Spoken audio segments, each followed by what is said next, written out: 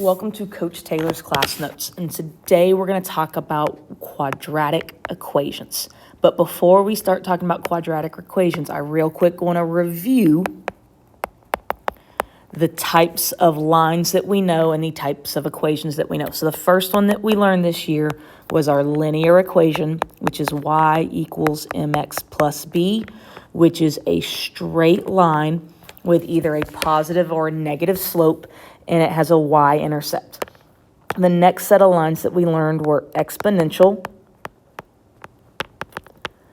and we had two equations, either y equals a times b to the x, or a of t equals p1 plus or minus r to the t. In our exponential equations, they had an asymptote, and they were either decay or they were growth, depending on what our b or our r was. And today, we're going to add quadratic.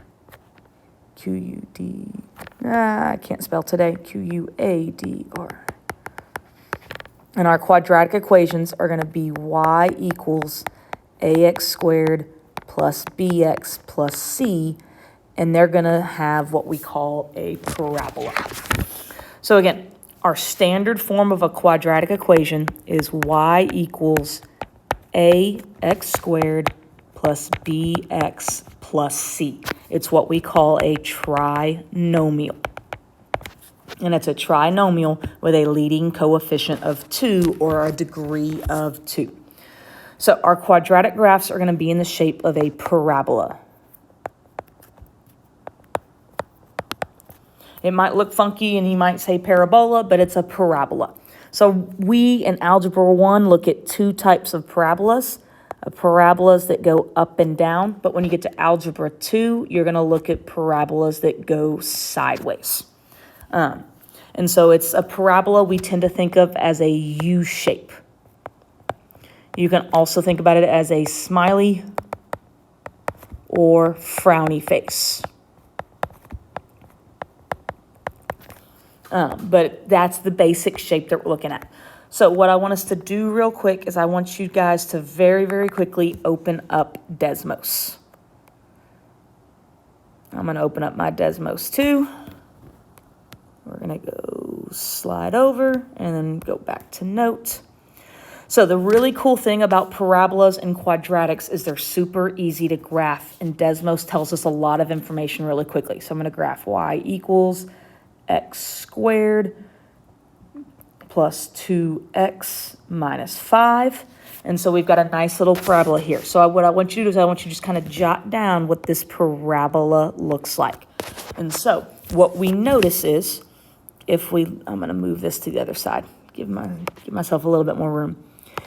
When we look at our standard form of equation, y equals ax squared plus bx plus c, we notice that our a is that invisible number in front of x, or in this case, it's a positive 1. So what we know is when our a is positive, which in this case it is, and the parabola opens up, or it has a smiley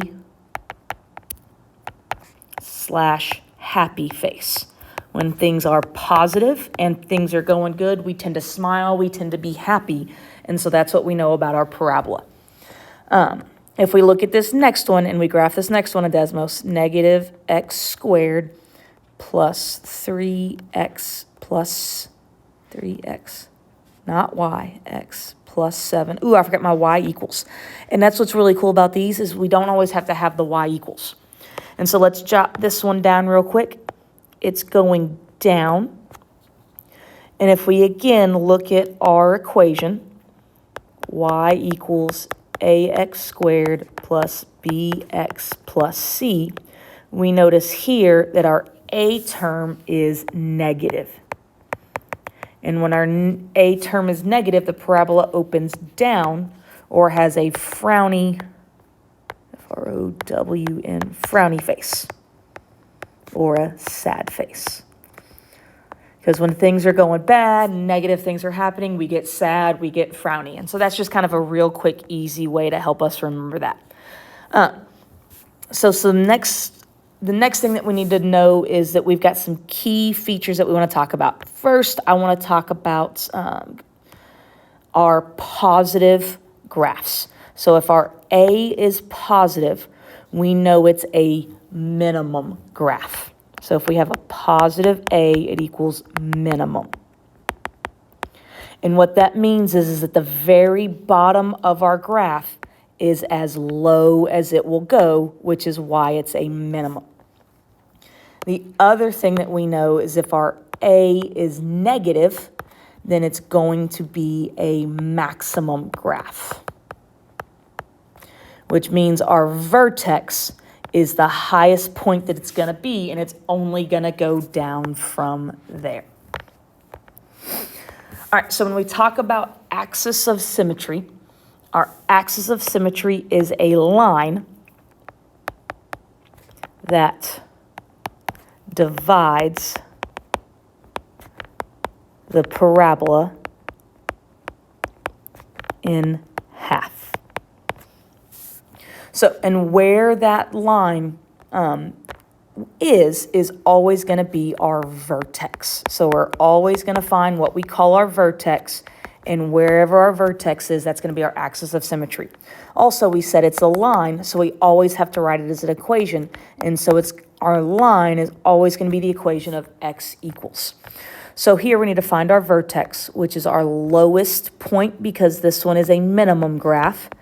And this line right here is going to go straight through the vertex. And again, I do a dotted line just because it's a little bit easier to see.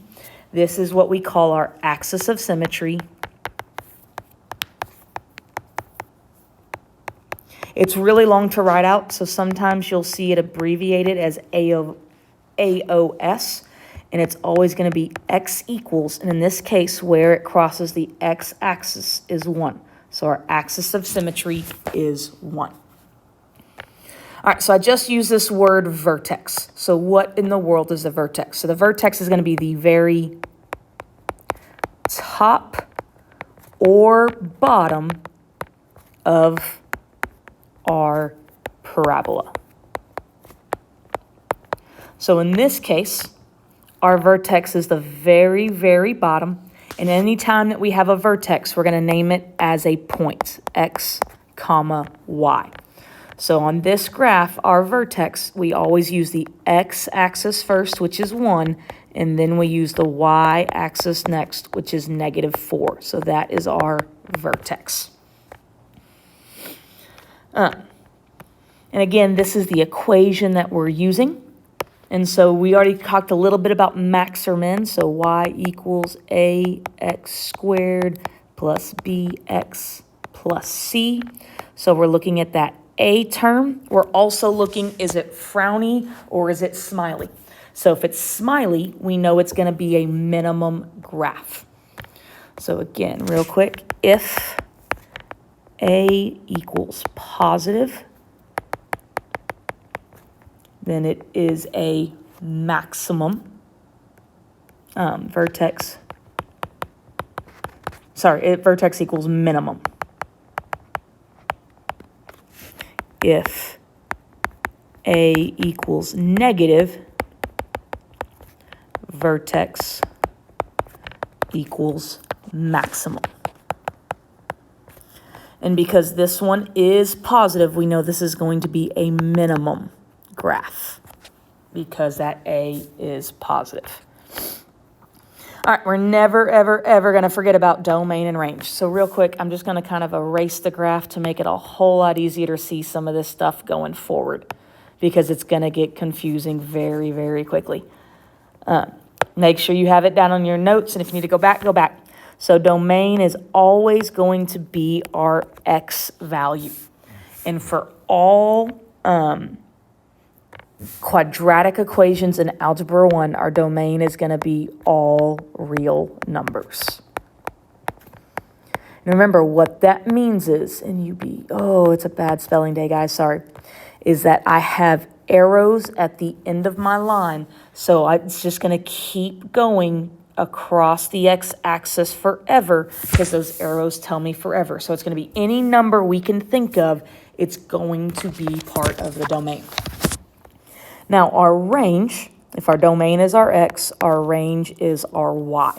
And our y is going to depend on, or our range is going to depend on, is it a maximum or is it a minimum graph? So if it is a minimum graph, then we know automatically that y is going to be greater than a number. If it's a maximum graph, we know automatically that y is going to be less than a number. And actually, sorry, it's usually going to be less than or equal to. I messed that part up. So when we're talking about our range, we're always going to find our vertex, which again, we said was 1, -4. And then which number is my y-axis? My y-axis is -4, so my range is going to be y. We said minimum is going to be greater than or equal to. And then we're going to find that y value of our vertex, -4. And so that is going to be our range. And then finally, we're going to get to our y-intercept, or where the line crosses the y-axis. So our y-axis is always our axis that goes up and down. So I'm going to trace the y-axis until I find my point.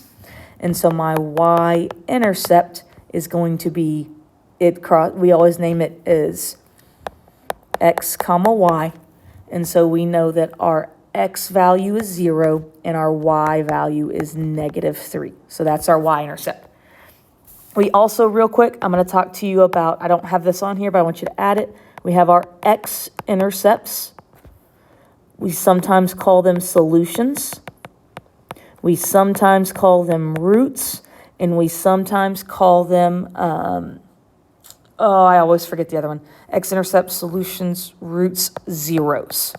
We're going to talk a lot more about this tomorrow, but I just wanted to real quick explain this to you. So our x-intercepts, we're always going to find the x-axis, and we're going to see where did this line cross our x-axis. So we cross the x-axis at -1 and 3. So again, we're always going to go x, y. So on our x-axis, we're at -1. At the y-axis, we're at 0. So that's one root. My other 0, my other solution, my other x-intercept is 3, 0. And so those are our basic features of a quadratic function. And we're going to be working on these over and over and over again for the next few weeks.